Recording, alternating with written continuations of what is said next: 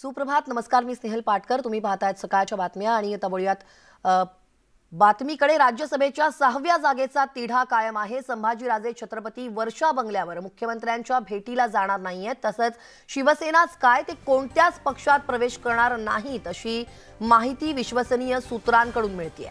News 18 लोकमतला ही माहिती मिळतेय. संभाजीराजे छत्रपती 6व्या जागेसाठी अपक्ष म्हणूनच लढणार असून त्यांना भाजपसह महाविकास आघाडीतील आमदारांचा पाठिंबा असल्याचं सांगण्यात येतंय. याविषयी अधिक माहिती घेऊयात आमचे प्रतिनिधी लक्ष्मण घाटोळे यांच्याकडून. लक्ष्मण, काय अपडेट मिळतायत? खासदार संभाजीराजे छत्रपती हे आज 11 वाजता वर्षा बंगल्यावरती मुख्यमंत्र्यांच्या भेटीसाठी जाणार असल्याची बातमी जी आहे ती खोटी असल्याची माहिती सूत्रांकडून मिळते. संभाजीराजे कोणत्याही परिस्थितीमध्ये वर्षावर जाणार नाहीये किंवा कुठल्याच पक्षात ते प्रवेश करतील अशाही प्रकारची शक्यता आता तरी या क्षणाला तरी नाहीये. खरं तर छत्रपती संभाजीराजेंना महाविकास आघाडीकडनं उमेदवारी करावी शेवटच्या क्षणाला हा पर्याय देखील दिला गेलेला आहे. शिवसेनेकडनं ह्या एका पक्षाकडनं उमेदवारी न करण्यावर संभाजीराजे ठाम आहे. कुठल्याही परिस्थितीमध्ये कोणत्याही पक्षामध्ये प्रवेश न करता अपक्षच उमेदवारी करायची यावरही संभाजीराजे ठाम आहे. आज 11 वाजता ते भेट घेणार असल्याची जी बातमी होती ती खोटी आहे अशी देखील माहिती आपल्याला खात्रीलायक सूत्रांकडनं प्राप्त झालेली आहे. मात्र या सगळ्या घटनांमुळे खरं तर शिवसेनेतीलच आमदारांचा आता पक्षावरती मोठा दबाव वाढतोय. महाराष्ट्रातल्या अनेक आमदारांकडून संभाजीराजेंना विरोध होऊ नये अशा प्रकारची भूमिका, विरोध केला जाऊ नये अशा प्रकारची भूमिका ही पक्षश्रेष्ठींकडे कळवली जाते. त्यामुळे सगळेच पक्ष जे आहे ते आता या प्रकरणामध्ये सावध भूमिका घेत आहे. खरं तर आपण या सगळ्या प्रकरणात जर बघितलं तर सुरुवातीपासून अतिशय सावध भूमिका जी घेतली ती राष्ट्रवादीने घेतली. राष्ट्रवादीचे सर्वेसर्वा शरद पवार यांनी सुरुवातीलाच आपण संभाजीराजेंना उर्वरित जी मतं आहे ती आपण वेळ पडली तर संभाजीराजेंना देऊ असं म्हणून या प्रकरणातून स्वतःचं अंग काढून घेण्याचं काम केलं. त्याचबरोबर भारतीय जनता पार्टीने देखील आतापर्यंत संभाजीराजेंना कुठेही विरोध केलेला नाहीये. त्यामुळे संभाजीराजेंना विरोध करणं किंवा त्यांच्या विरोधात उमेदवार देणं हे राजकीय दृष्ट्या किती महागात पडू शकतं या दोन गोष्टींचा अंदाज राष्ट्रवादीच्या सर्वेसर्वा शरद पवारांना होता आणि भारतीय जनता पार्टीच्या देखील नेतृत्वाला अर्थात देवेंद्र फडणवीसांना याचा संपूर्ण अंदाज होता. त्यामुळे त्यांच्याकडनं अद्यापर्यंत सावध पवित्रा घेतला गेलेला आहे. उमेदवार देण्याचा विषय असो किंवा विरोधाचा विषय असो या दोन्ही गोष्टीत ह्या दोन्ही पक्षांनी हात घातलेला नाहीये. काँग्रेसनं देखील सावध भूमिका घेतलेली आहे. मात्र या सगळ्या प्रकरणामध्ये शिवसेनेनं मात्र हट्ट धरलेला आहे की संभाजीराजेंनी शिवसेनेत प्रवेश करावा, शिवसेनेच्या सभा असतील किंवा कार्यक्रमांना त्यांनी हजेरी लावावी अशा वेगवेगळ्या अटी त्यांना घालण्यात आल्या. मात्र या सगळ्या अटी ज्या आहेत त्या संभाजीराजेंकडनं धुडकावून लावण्यात आलेल्या आहे. आपण कोणत्याही परिस्थितीमध्ये पक्षप्रवेश करणार नाही, वेळ पडली तर आपण अपक्षच उमेदवारी करू अशाही प्रकरणावर ते ठाम आहे. उमेदवारी पराभूत होण्याची वेळ आली तरी देखील आपण अपक्ष उमेदवारी करू. याचं कारण असं आहे की राजकीय पक्षांची बंधनं पुढच्या काळामध्ये बहुजन समाजाचं नेतृत्व करत असताना संभाजीराजेंना ती आडवी येऊ नये. मराठा समाजाचं नेतृत्व करत असतील किंवा इतर समाजाचं नेतृत्व करत असताना पक्षाच्या जी बंधनं आहे ती आपल्याला नको आहे आणि म्हणून आपण पक्षात प्रवेश करणार नाही अशा प्रकारची माहिती जी आहे ती संभाजीराजेंकडनं शिवसेनेच्या पक्षश्रेष्ठींना देण्यात आलेली आहे. वेळ पडली तर संभाजीराजेंना महाविकास आघाडी पुरस्कृत ही देखील उमेदवारी दिली जाऊ शकते आणि त्या उमेदवारीकडनं संभाजीराजे एक वेळ निवडणूक लढू शकतील. मात्र शिवसेनेत प्रवेश किंवा एका पक्षाकडून उमेदवारी करून त्या पक्षाच्या झेंड्याखाली संभाजीराजे आता तरी उमेदवारी करणार नाही ही माहिती आहे आणि संभाजीराजे आता वर्षावर जाणार नाही ही बातमी देखील तितकीच खरी आहे. त्यामुळे आता ह्या 6व्या जागेचा तिढा पुढच्या काळामध्ये कसा सुटेल हे बघणं खरं तर महत्वाचं ठरणार आहे. मात्र असं असलं तरी संभाजीराजे छत्रपती 6व्या जागेसाठी अपक्ष म्हणून लढणार नाहीयेत अशी देखील म्हणजे लढणार आहेत अशी माहिती मिळते आणि त्यांनी भाजपसह महाविकास आघाडीतील आमदारांचा पाठिंबा असल्याचं देखील सांगण्यात येत आहे. त्याविषयी काय सांगता येईल? खरं तर महाराष्ट्रातल्या सर्वच आमदारांना मराठा समाज असेल बहुजन समाज असेल याचा मताचं राजकारण माहिती आहे. कुठल्याही परिस्थितीमध्ये संभाजीराजे हे मराठा समाजातलं आणि बहुजन समाजातलं एक संयमी नेतृत्व आहे. गेल्या 5-6 वर्षामध्ये संभाजीराजेंकडनं मराठा समाजासाठी जी आंदोलनं झाली त्यामुळे एक संयमी नेतृत्व समाजातलं म्हणून संभाजीराजे समोर आलेले आहे आणि या सगळ्या परिस्थितीमध्ये मराठा समाज गेल्या अनेक दिवसांपासून या समाजाला नेतृत्व मिळत नव्हतं. विश्वास जो आहे तो मराठा समाजाचा संपादन करता येत नव्हता. मात्र संभाजीराजेंनी गेल्या 5 वर्षामध्ये मराठा समाजाची वेगवेगळ्या आंदोलनांमध्ये घेतलेली भूमिका ही समाजामध्ये त्यांच्याविषयी आदर आणि विश्वास निर्माण करणारी ठरली आणि त्यामुळेच पुढच्या काळामध्ये देखील संभाजीराजे यांनी मराठा समाजाचं नेतृत्व केलं किंवा त्यांच्याकडनं त्यांना जर आज विरोध केला गेला पक्षाकडनं, तर पुढच्या काळामध्ये आपल्याला राजकीय दृष्ट्या उमेदवारी करताना, निवडणूक लढताना हे सगळं तोट्याचं ठरेल, अशा प्रकारची भूमिका राज्यातली सर्व आमदारांची आहे. संभाजीराजेंना विरोध करणं म्हणजे बहुजन समाजाला विरोध करणं, मराठा समाजाला विरोध करणं, अशा प्रकारची भूमिका जी आहे ती राज्यातल्या सगळ्या आमदारांची आहे. त्यामुळे राज्यातल्या सगळ्या सर्वपक्षीय आमदारांकडनं आपल्या पक्षश्रेष्ठींना हेच सांगितलं जातंय की संभाजीराजेंना विरोध करू नये. 6व्या जागेसाठी त्यांच्याकडनं जी उर्वरित मतं आहे ती मागितली जाते. ज्या मतांवरती आपला एक एक उमेदवार जाणार आहे ती वगळून जी उर्वरित मतं आहेत ती मतं संभाजीराजे मागतायत, तर मग ती मतं देण्यासाठी कुठल्याही प्रकारचा विरोध त्यांना होऊ नये. त्यांना अपक्ष उमेदवारी करायची असेल तर त्यांना जाहीरपणे आपल्या पक्षाकडनं पाठिंबा द्यावा. त्यांना जर पाठिंबा दिला गेला तर पुढच्या काळामध्ये राजकीय दृष्ट्या मराठा समाज असेल किंवा बहुजन समाज असेल या ठिकाणून आपल्याला निवडणुकीच्या काळामध्ये विरोध होणार नाही. अशामुळे या सगळ्या आमदारांकडनं, सर्वपक्षीय आमदारांकडनं संभाजीराजेंना पाठिंबा द्यावा अशा प्रकारची मागणी केली जाते. आणि म्हणूनच राष्ट्रवादी काँग्रेस असेल किंवा भाजप असेल यांनी आतापर्यंत सावध भूमिका घेतलेली आहे. काँग्रेसचे नाना पटोले असतील यांनी देखील सावध भूमिका घेतलेली आहे. सर्वांचं एकच म्हणणं आहे की संभाजीराजे हे आमच्यासाठी आदरणीय आहे, त्यामुळे त्यांच्या बाबत जो आहे तो योग्य वेळी निर्णय घेतला जाईल. मात्र केवळ शिवसेनेकडनं हट्टीपणा केला जातोय तो म्हणजे की शिवसेनेचं म्हणणं आहे की संभाजीराजेंनी सेनेत प्रवेश करावा आणि त्यानंतर आम्ही यानंतर संभाजीराजेंची मात्र भूमिका अशी समोर येते आहे की संभाजीराजे हे शिवबंधन बांधणार नाहीत आणि ते शिवसेनेत पक्ष प्रवेश करणार नाहीत अशी विश्वसनीय सूत्रांकडून माहिती मिळते. लक्ष्मण, धन्यवाद तुम्ही दिलेल्या सविस्तर माहितीसाठी. तर संभाजीराजे छत्रपतींना शिवसेनेनं ऑफर दिली आणि त्यांनी त्यांचा निर्णय घ्यावा अशी प्रतिक्रिया फडणवीसांनी दिलेली आहे. पाहूयात ते काय म्हणालेत. उद्धव ठाकरेंकडून संभाजीराजेंना ऑफर आले, परिवारावर भेटायला बोलवले, काय वाटतं? असं आहे, त्यांनी त्यांना दिली, त्याचं त्यांनी निर्णय करायचा आहे, आम्हाला काय विचारता, आमचा काय संबंध आहे.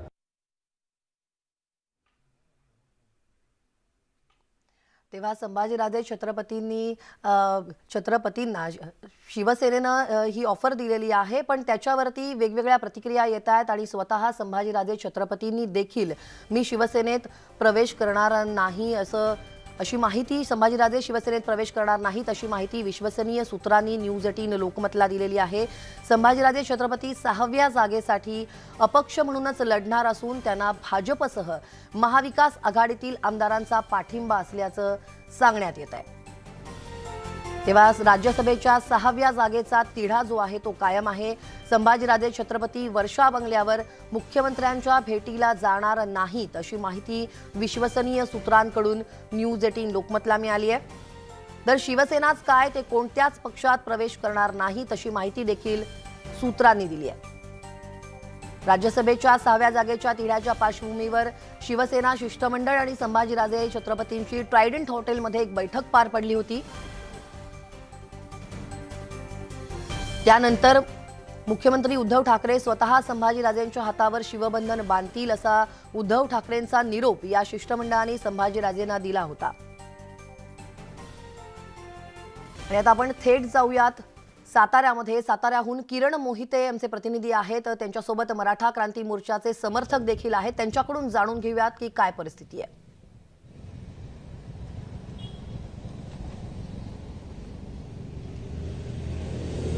स्नेहल, राज्यसभेच्या 6व्या जागेचा तिढा जो आहे तो सुटणार की नाही याकडे आता सर्वांचं लक्ष लागून राहिलेलं आहे. आधी संभाजीराजेंनी अपक्ष लढणार असं त्यांनी सांगितलं होतं, त्यानंतर आता उद्धव ठाकरे गेला आहे. मात्र त्यांच्या या भूमिकेवरती आता साताऱ्यातील मराठा क्रांती मोर्चाचे जे काही कार्यकर्ते आहेत त्यांचं काय म्हणणं आहे आपण जाणून घेणार आहोत, त्यांच्याशी आपण बोलणार आहोत. मला सांगा, संभाजीराजेंची जी काय आताची भूमिका आहे, त्यांचा काय जो निर्णय आहे त्याच्यावर तुमचं काय म्हणणं आहे? संभाजीराजेंची जी भूमिका प्रत्यक्षात पाहायला गेलं तर त्यांचं त्यांनी पुनर्वसन करण्यासाठी हे सुरू केलेलं गेल्या महिना 2 महिन्याचं राजकीय विवाद यापासून मराठा समाजाला काय मिळणार आहे हा प्रश्न. तेव्हा संभाजीराजेंनी शिवसेनेच्या निमंत्रणाकडे पाठ फिरवलेली आहे अशी सूत्रांची माहिती आहे. तेव्हा राज्यसभेच्या 6व्या जागेचा तिढा जो आहे तो आपल्याला कायम असल्याचं दिसतंय. मुंबईत आज काँग्रेस कार्यकारिणीची बैठक होतीये। टिळक भवन इथं काँग्रेस प्रदेशाध्यक्ष नाना पटोले यांच्या उपस्थितीत ही बैठक होणार आहे। यामध्ये स्थानिक स्वराज्य संस्था, निवडणुका, विकास निधी वाटप आणि ओबीसी प्रश्नावरून असलेला रोष या मुद्द्यांवरती चर्चा होईल। दरम्यान नाना पटोलेंनी मुख्यमंत्री उद्धव ठाकरेंना ओबीसी आरक्षणाच्या मुद्द्यावरून इशारा देणारं पत्र लिहिलंय। महाराष्ट्र काँग्रेसच्या ओबीसी विभागाकडून ओबीसी आक्रोश आंदोलनाचा इशारा सुद्धा देण्यात आलाय। या संदर्भात आजच्या बैठकीत चर्चा होऊ शकते, त्यामुळे या बैठकीत नेमकं काय होतं हे पाहणं महत्त्वाचं ठरणार आहे। आताची आपण महत्त्वाची ही बातमी पाहतो आहोत। मुंबईत आज काँग्रेस कार्यकारिणीची बैठक पार पडणार आहे। याविषयी अधिक माहिती घेऊयात आमचे प्रतिनिधी विनोद राठोड यांच्याकडून। विनोद, आज जी काँग्रेस कार्यकारिणीची बैठक होती, या बैठकीत कोणकोणत्या मुद्द्यांवर चर्चा होऊ शकते, काय माहिती मिळते? नक्की महाराष्ट्र काँग्रेस प्रदेश कमिटीची आज कार्यकारिणीची एक महत्त्वाची बैठक आहे। त्या बैठकीमध्ये विशेष करून ओबीसी आरक्षणाचा जो मुद्दा आहे तो या बैठकीमध्ये विशेष चर्चेला येणार आहे। त्याचबरोबर आगामी स्थानिक स्वराज्य संस्थेच्या ज्या निवडणुका आहेत त्याहीवर चर्चा मोठ्या प्रमाणात करण्यात येईल आणि ओबीसी आरक्षण ज्याप्रमाणे मध्य प्रदेश सरकारला मिळालं आहे तशाच प्रकारे महाराष्ट्र सरकारलाही मिळावं आणि महाराष्ट्रामध्ये ओबीसी आरक्षण हे राजकीय आरक्षण असावं या अनुषंगाने त्या ठिकाणी चर्चा करणार आहेत। आणि काल ज्याप्रमाणे महाराष्ट्र काँग्रेस प्रदेश कमिटीचे अध्यक्ष नाना पटोले यांनी मुख्यमंत्री उद्धव ठाकरे यांना पत्र लिहून याबाबतची सूचना दिली आहे की ओबीसी आरक्षणाविषयी आपण भूमिका घ्यावी आणि तसं घेतल्यानंतर जन आक्रोश आंदोलन या ठिकाणी करण्यात येईल असा त्यांनी इशारा दिल्यानंतर ही महत्त्वाची बैठक मानली जात आहे। धन्यवाद विनोद, तुम्ही दिलेल्या सविस्तर माहितीसाठी। वळूयात पुढच्या बातमीकडे। नवाब मलिक यांचे मनी लॉन्ड्रिंग प्रकरणी अंडरवर्ल्ड डॉन दाऊद इब्राहिमच्या टोळीशी संबंध असल्याचं प्राथमिक पुराव्यावरून स्पष्ट होत असल्याचं निरीक्षण न्यायालयानं नोंदवलंय आणि या प्रकरणावरून पुन्हा एकदा आरोप प्रत्यारोपांच्या फैरी झाडल्या जात आहेत। यावरून आता सामनामध्ये देवेंद्र फडणवीसांवर निशाणा साधण्यात आलाय। विरोधकांना बदनाम करण्यासाठी आणि अडकवण्यासाठी दाऊदशी संबंध जोडले जात असल्याचा आरोप यामध्ये करण्यात आलाय।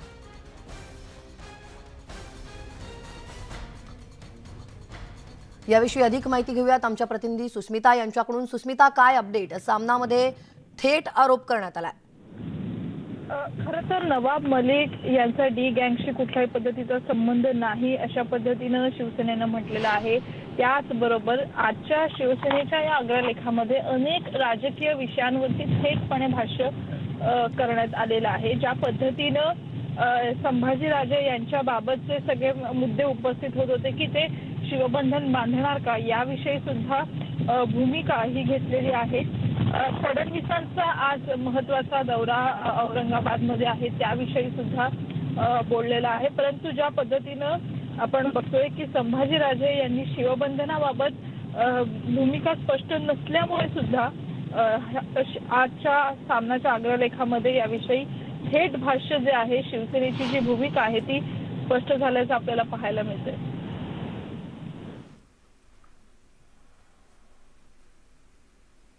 सुष्मिता, सामनातून विरोधकांच्या टीकेला देखील प्रत्युत्तर देण्यात आलंय। नक्कीच विरोधकांच्या टीकेला प्रत्युत्तर देत असताना सामनामधनं थेट देवेंद्र फडणवीसांवरती लक्ष करण्यात आलेलं आहे।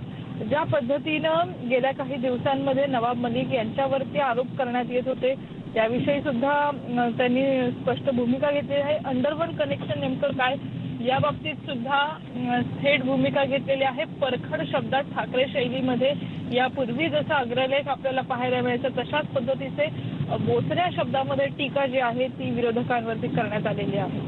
धन्यवाद सुस्मिता, तुम्ही दिलेल्या या सविस्तर माहितीसाठी।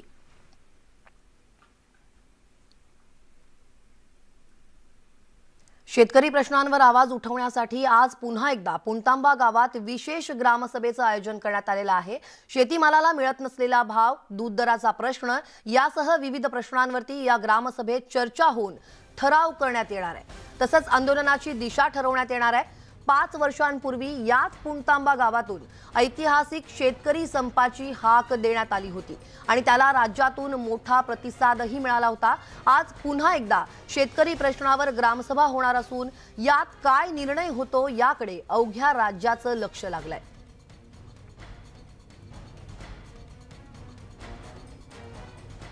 राज्यात पुन्हा एकदा संप होऊ शकतो का, की आणखी काय नवीन घडामोडी हा या पुणतांबा गावातून पुन्हा एकदा संपाची हाक दिली जाऊ शकते का, याविषयी आज पुन्हा एकदा मोठी घोषणा होऊ शकते का?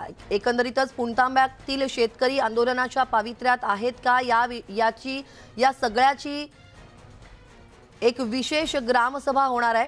शेतमालाला दर मिळत नसल्याने इथले शेतकरी चिंतेत आहेत आणि दर मिळवून देण्यासाठीची दिशा, आंदोलनाची दिशा या ग्रामसभेत ठरवली जाणार आहे। याविषयी अधिक माहिती घेऊयात आमचे प्रतिनिधी हरीश दिमोटे यांच्याकडून। हरीश, पुणतांब्यात शेतकरी पुन्हा आंदोलन पुकारणार का? एकंदरीतच या ग्रामसभेमध्ये काय ठराव पास होतील, काय माहिती? स्नेहल, आपण जर बघितलं तर 2017 साली असंघटित असलेला शेतकरी एकत्र झाला आणि मोठं जन आंदोलन उभं राहिलेलं होतं आणि त्याची सुरुवात अहमदनगर जिल्ह्यातल्या पुणतांबा या गावातनं झालेली होती। सुरुवातीला एक ग्रामसभा घेण्यात आली, त्यानंतर गावोगावी ग्रामसभा झाल्या, ठराव झाले आणि 1 जून 2017 पासून राज्यभरात एक मोठं जन आंदोलन उभं राहिलं, शेतकरी संप सुरू झाला। तशीच काहीशी परिस्थिती आता सध्या झालेली आहे, कारण शेतकरी आज सगळ्या बाजूने अडचणीत आलेला आहे। ऊस शेतात उभा आहे, कांद्याला भाव नाही, टरबूजाला भाव नाही, द्राक्ष शेतामध्ये सडून चाललेत, सगळ्या बाजूने शेतकरी आज अडचणीत आलेला असल्यामुळे कुठेतरी आता पुन्हा एकदा आंदोलनाची दिशा आज पुणतांब्यामध्ये ठरवली जाते। मी आता पुणतांबा या गावात आहे आणि हा जो शेतकरी पुतळा आपण बघतोय हा 2017 साली जो संप झाला होता त्याची आठवण म्हणून या ठिकाणी या बळीराजाचा पुतळा या ठिकाणी उभारण्यात आलेला आहे आणि त्याच ठिकाणी त्या बळीराजाच्या पुतळ्यासमोर आता एक मांडव घालण्यात आलेला आहे आणि साधारण 10 ते 10:30 वाजता इथे ग्रामसभा सुरू होणार आहे। नेमकं काय चर्चा होणार आहे, शेतकऱ्यांचे काय प्रश्न आहेत आणि आंदोलनाची कशी दिशा असणार आहे, आपण जाणून घेऊ। आपल्यासोबत गावचे सरपंच डॉक्टर धनवटे आहेत आणि हे सगळं त्यांनी आयोजन केलं आहे। नेमकं आज काय ग्रामसभा बोलवण्याचं कारण आहे आणि कसा शेतकऱ्यांचे काय प्रश्नावरती आज चर्चा होईल आणि आंदोलनाची दिशा ठरवली जाते? आज 1-2 दिवसापूर्वी आमची बैठक झाली। सर्व गावकऱ्यांचं विनंती होती की आपण सर्वांनी आंदोलन उभं करणं गरजेचं आहे, कारण आमच्या गावामध्ये ऊसाचं मोठं प्रमाण आहे, ऊसाचा प्रश्न भेडसावलेला आहे। आमच्याकडेच नाही तर आजूबाजूला नदीकाठ आहे, मराठवाड्यातील शेतकरी आहेत, सर्वजण होरपळून निघालेले आहे, कारखाना तोड देत नाही, ऊसाचं टनेज घटलेलं आहे, कांद्याचा प्रश्न ऐरणीवर आलेला आहे, कांद्याचं उत्पादन घटलेलं आहे, आसमानी संकटाशी तोंड देता येतं हे सुलतानी संकट पण आम्हाला त्रास देऊ लागले आहे। आणि आज आमच्याच नाही सगळीकडनं मला फोन चालू झाले की आपल्याला काहीतरी आंदोलन उभं करावं लागेल। मागच्या 2017 सर्वजण असंघटित होते, परंतु सर्व शेतकरी संघटनांना घेऊन आमच्या गावाने एक आंदोलन उभं केलं आणि आज तीच परिस्थिती होती की सर्वांना एकत्र घेऊन एक मोठं जन आंदोलन उभं करण्याची गरज आहे, कारण वारंवार आंदोलन करून उपयोग नाही, पण त्यातनं काहीतरी फलित झालं पाहिजे। म्हणून आजच्या ठिकाणी आम्ही सर्व शेतकऱ्यांना बोलवलेलं आहे आणि या शेतकऱ्यांच्यानुसार आम्ही एक ग्रामसभा घेत आहोत। या ग्रामसभेमध्ये जे जे प्रश्न आहेत त्याचा एक सनदीशीर मार्गाने, कायदेशीर मार्गाने सरकारला आम्ही हे सर्व ठराव पाठवणार आहोत, सरकारला एक अल्टिमेटम देणार आहोत की याच्यावरती तुम्ही चर्चा करा, चर्चा करून त्यातनं मार्ग काढा, शेतकऱ्याला आंदोलन करायला लावू नका। कारण नेमकं ह्या आंदोलनाची कशी दिशा असणार आहे, आज काय ठरवलं जात आहे, पुन्हा एकदा शेतकरी संपावर जाऊ शकतात? आंदोलनाची दिशा जी आहे ही आम्ही ठरवणार आहोत, परंतु आता सध्या ग्रामसभा घेऊन सर्व ग्रामस्थांना विश्वासात घेऊन आम्ही त्याचं एक नियोजन करत आहोत। त्याचा पहिलं ठराव गेले पाहिजे, सरकारकडे पत्र गेलं पाहिजे की जेणेकरून सरकारला जाग आली पाहिजे की ह्या प्रश्नाकडे पण लक्ष द्यावं लागणार आहे। सरकारला जाग आली पाहिजे यासाठी सगळी ग्रामसभा आज घेतली जात आहेत, मात्र राज्यातले जे शेतकरी नेते आहेत यांच्याशी देखील काही चर्चा झाली आहे का, ते सुद्धा यात सहभागी होत आहेत का? हो, 100% जेवढ्या संघटना आहेत या सर्व संघटनांना आम्ही रीतसर निमंत्रण देणार आहोत, सर्व संघटनांना एकत्र घेऊन, कारण हे आंदोलन पुणतांबा एक त्याचं एक ब्रँड असं म्हणायला हरकत नाही, परंतु सर्व शेतकरी संघटना एकत्र येऊन कुठून तरी चालू करायचं आहे। त्यामुळे पुणतांब्यातनं का चालू नाही करू आणि सगळ्यांना बरोबर घेऊन करायचं आहे, कारण आंदोलन हे शेतकऱ्यांसाठी आहे। इतकेच शेतकऱ्यांसाठी हे आंदोलन आहे, त्यामुळे राज्यातल्या सगळ्या शेतकरी नेत्यांशी यांची चर्चा झालेली आहे। आज पुणतांब्यातनं एक आंदोलनाची दिशा ठरवली जाईल आणि बाकी शेतकरी नेते जे आहेत हे सुद्धा यामध्ये सहभागी होतील आणि पुन्हा एकदा मोठं जनांदोलन उभं राहू शकतं। स्नेहल, धन्यवाद हरीश, याविषयीचे अपडेट्स आम्ही तुमच्याकडून घेतच राहू। तुर्तास धन्यवाद। वळूयात पुढच्या बातमीकडे। आता बातमी आहे चंद्रपुरातील बल्लारपूरमधून। बल्लारपूर येथील लाकूड डेपोला काल भीषण आग लागली आणि ती आग अजूनही धुमसतेच आहे। 14 तासांनंतरही आगीवरती नियंत्रण मिळवता आलेलं नाहीये। जिल्हा आणि आसपासच्या अग्निशमन यंत्रणांच्या 40 बंबांनी तब्बल 350हून अधिक फेऱ्या करून देखील ही आग धुमसतीच आहे। संपूर्ण डेपो हा आगीत जळून खाक झालाय। डेपोतली लाकडं जळून खाक झाली आहेत। याच डेपोच्या शेजारी असलेल्या पेट्रोल पंपाला आग लागली होती, मात्र साठा नसल्यानं पंप 3 दिवसांपासून बंद असल्यानं मोठी हानी टळलेली आहे। प्रचंड आग, सोसाट्याचा वारा आणि जलस्रोतापासून जास्त असलेलं अंतर यामुळे अग्निशमन बंबांना पाणी भरून आणण्यासाठी वेळ लागतोय।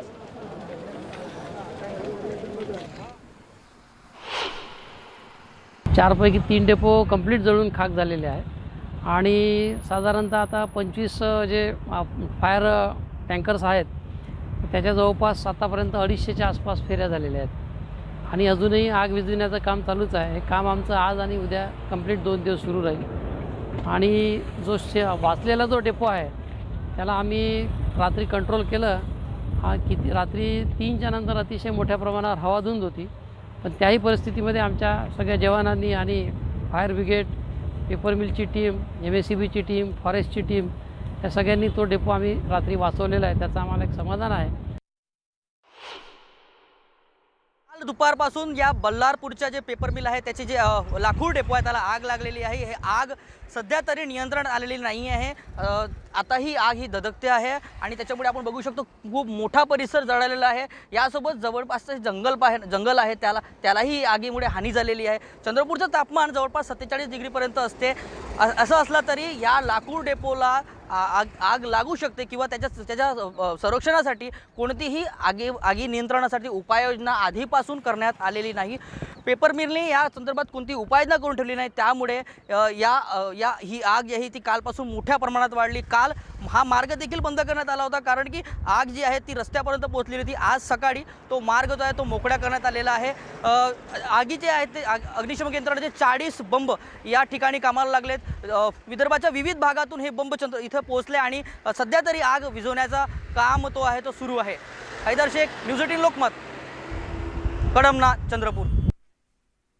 आणि या बातम्यांसोबतच या बुलेटिनमध्ये वेळ झाली इथेच थांबण्याची। ताज्या बातम्यांच्या अपडेट्ससाठी लॉग ऑन करायला विसरू नका news18lokamat.com वर। आमच्या फेसबुक आणि ट्विटर पेजला देखील भेट द्या। आमच्या YouTube चॅनलला सबस्क्राईब करा आणि थोड्याच वेळात पाहूयात स्पीड न्यूज। पहा फक्त न्यूज 18 लोकमत।